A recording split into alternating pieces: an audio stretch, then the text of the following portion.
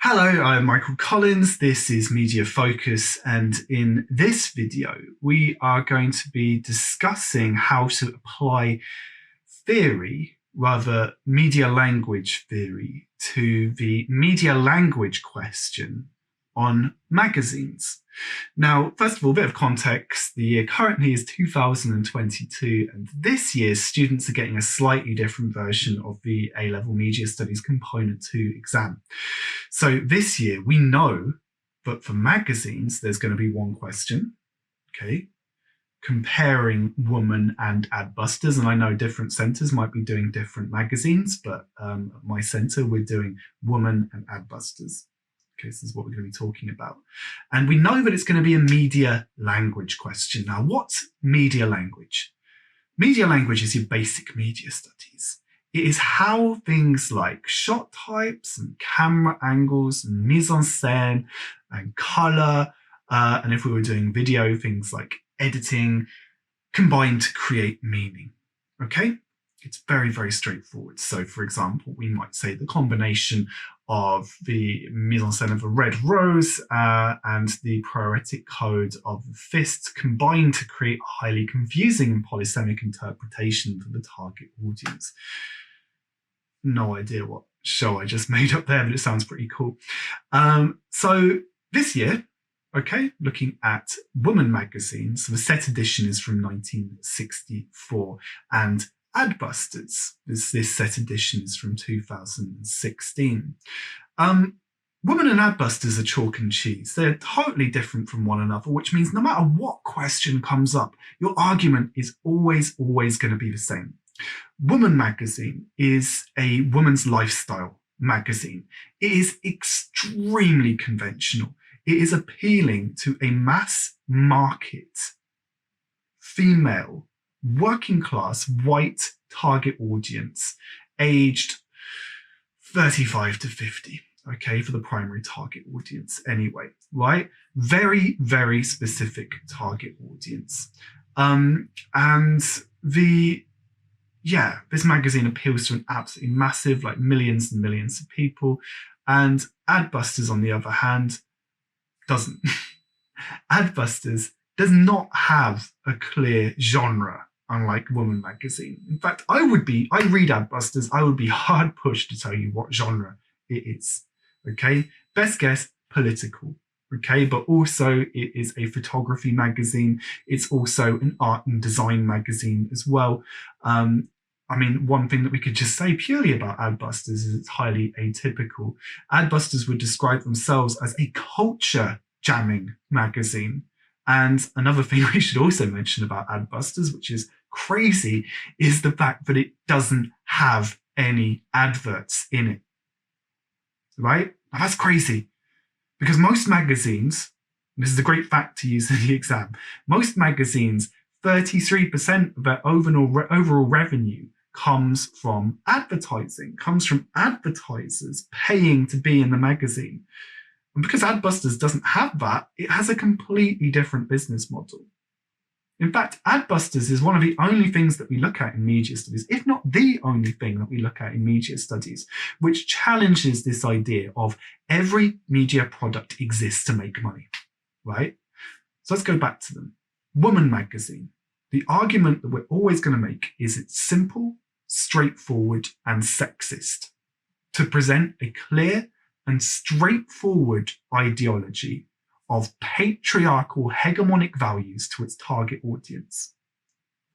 Why?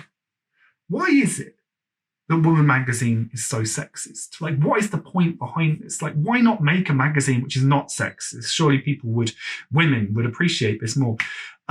Essentially, by reinforcing sexist ideologies. For example, you must wear makeup in this precise way. Your kitchen must look in this exact way. You should listen to exactly what sex offender Alfred Hitchcock tells you to do. You will buy this magazine every week out of some anxiety that you might miss out on this patriarchal hegemonic discourse, this information about how to behave. Like, that is the argument. It's manipulation of the target audience, clear and simple. And for Adbusters, it is totally different. It challenges every single last value. Woman magazine is behave in this way, you should behave in this way, you should look like this, you should try and look as young and as beautiful as possible. Adbusters, on the other hand, completely challenges and breaks that idea. Okay, Adbusters is all about anti-capitalism. We live in a capitalist society. We live in this idea of, we must structure our lives in order to make money as efficiently as possible. And if we don't, then we'll run into issues quite quickly. Think about it. Adbusters is basically, we don't want to live like this. And actually, we are going to at best take the mick out of, and at worst, completely destroy the idea of advertising. So if Woman magazine is simple, straightforward, and sexist, then Adbusters is difficult, subversive, challenging, anti-capitalist. Okay?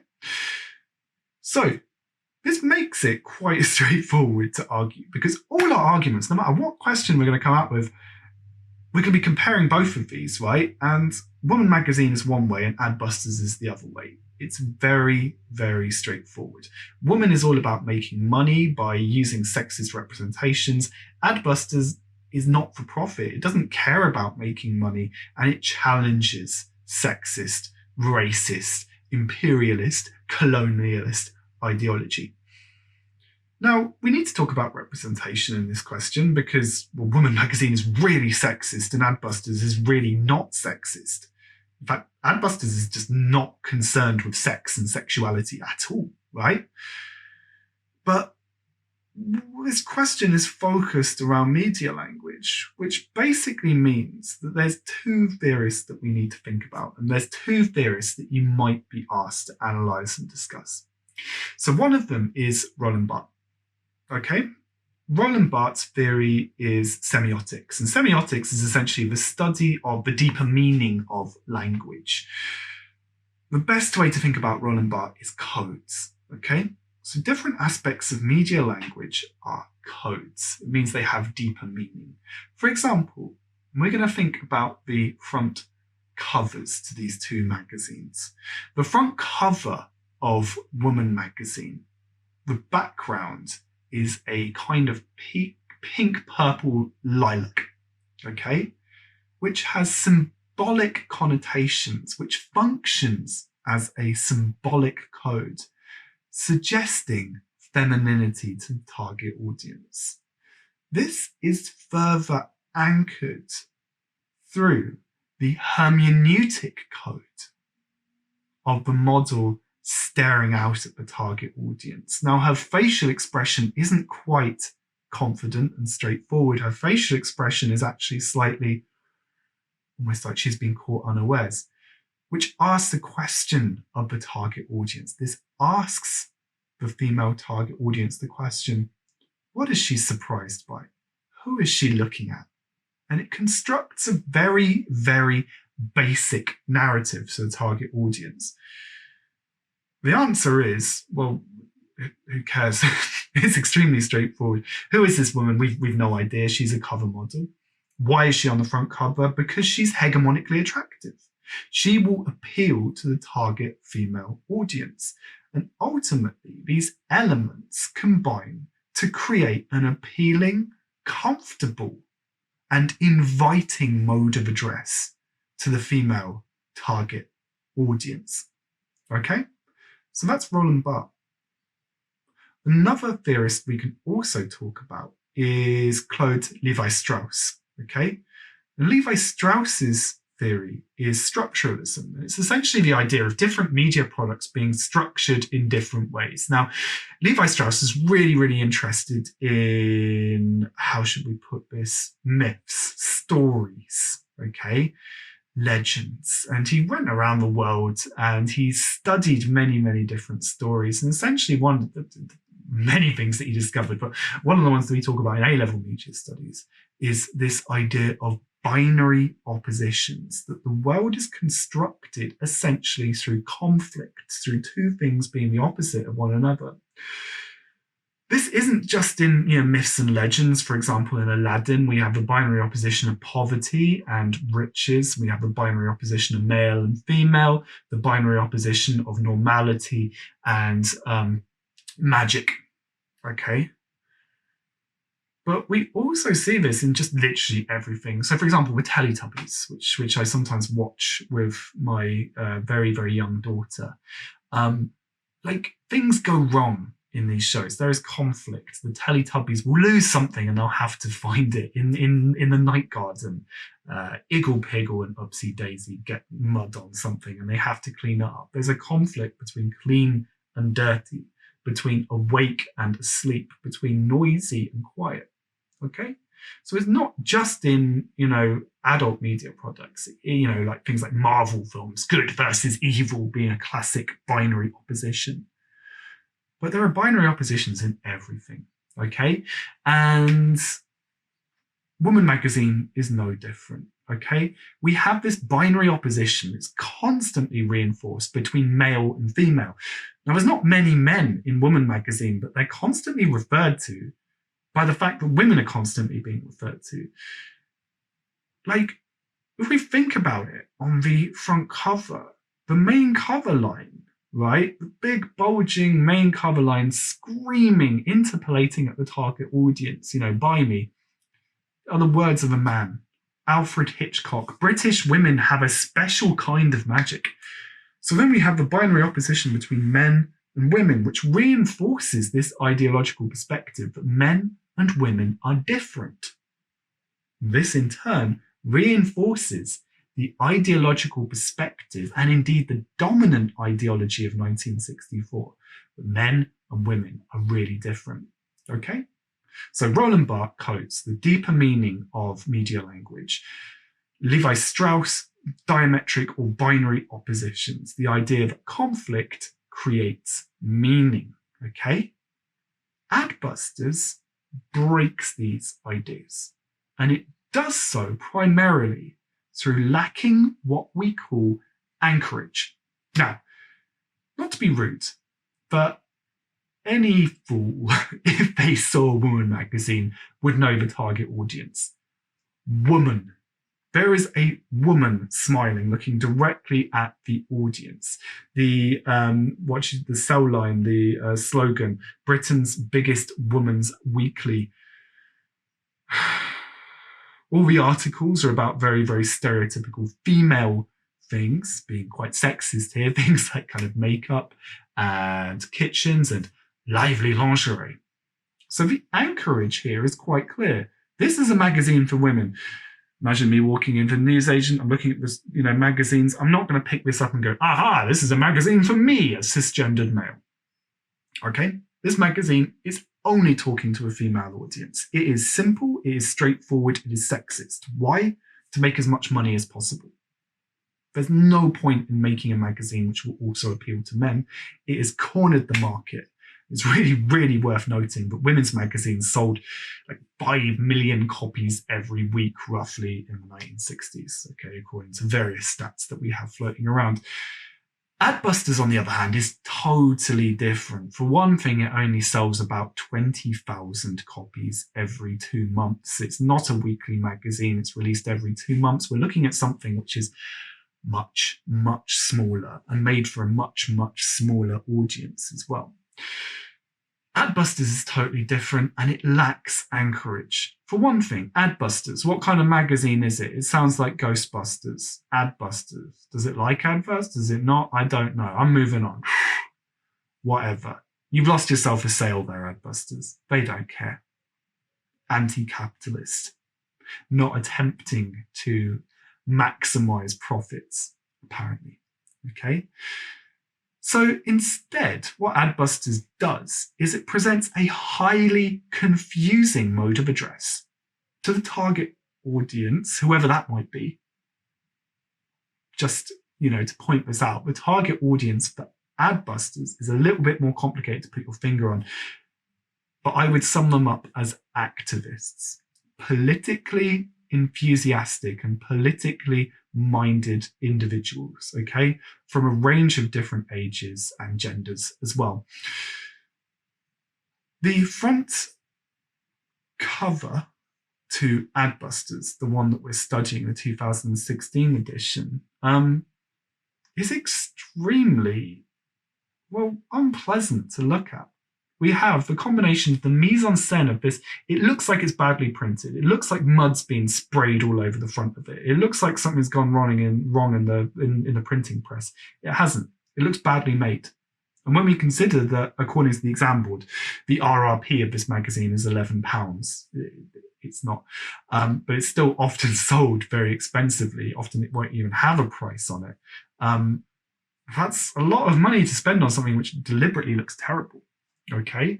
Another issue is the cover model, unlike on Woman magazine, is a hegemonically attractive woman smiling sort of at the audience in a kind of shy, inviting way, is a man screaming directly at the audience. He is Middle Eastern, he has a thick beard, he is wearing camouflage.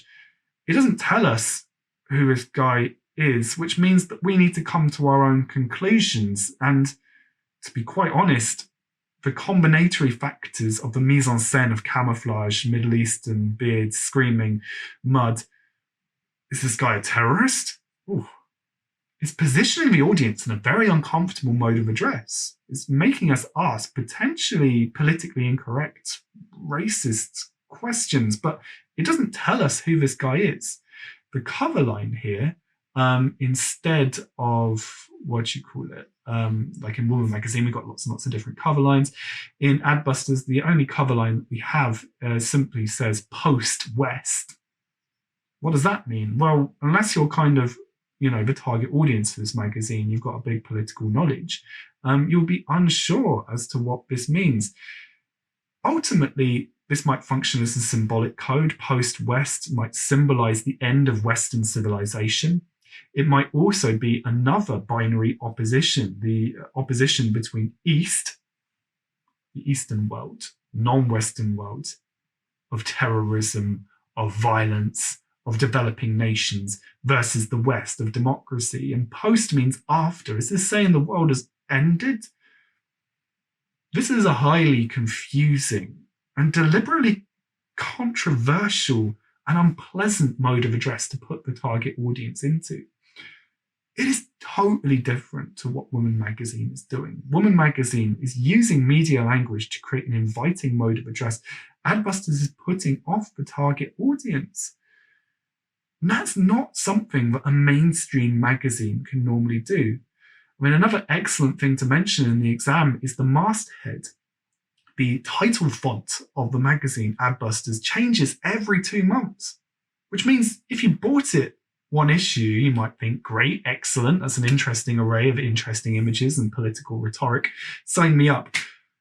You nip into your newsagent. Not many newsagents are going to be selling Adbusters, but never mind. Maybe larger branches of W.H. Smith, or kind of larger, those kind of big newsagents you find like in London.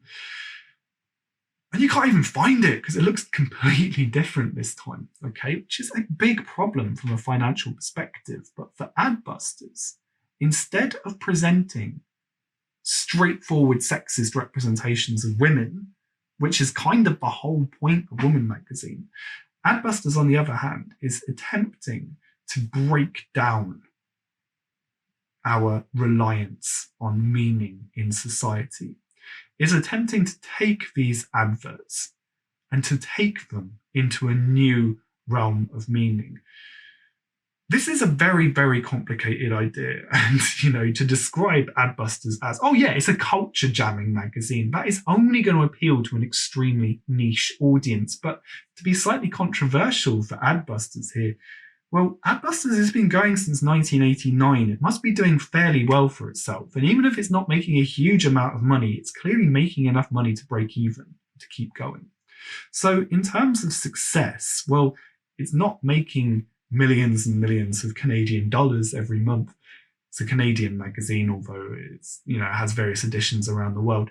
But instead, it is breaking even, and it is managing to appeal to a certain demographic of activists by presenting its extremely bleak and unpleasant mode of address, using its extremely bleak and controversial and atypical selection of media language. So to conclude, Woman magazine, simple, straightforward, sexist. Adbusters is complicated, atypical, and it completely lacks anchorage. Okay? So just a few things that you might want to discuss in the upcoming exam.